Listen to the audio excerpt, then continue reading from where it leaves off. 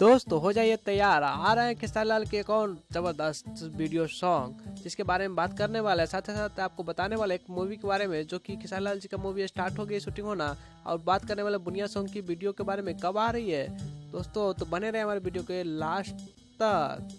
दोस्तों आप ही hit machine के फैन, तो चलिए वीडियो को शुरू करते हैं। दोस्तों आपको बता दें कि आज से ठीक 11 दिन पहले बुनिया सॉन्ग रिलीज किया गया था वेब म्यूजिक के यूट्यूब चैनल पे। तब से लेकर के अभी तक दोस्तों ये 96 नंबर पर रैंक कर रही है। दोस्तों आपको बता दे कि यह गाना बहुत ही धमाल मचा रहे हैं। दोस्तों आपको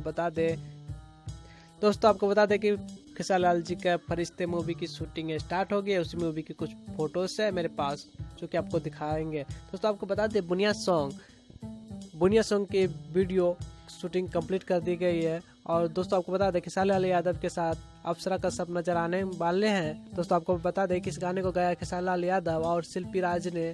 और बुनिया सॉन्ग की वीडियो की डिमांड बहुत ज़्यादा था, इसके लिए खेसारी लाल ने फाइनली वीडियो शूटिंग करके आप सबके बीच 1-2 दिन में रिलीज कर दिया जाएगा इस गाने को।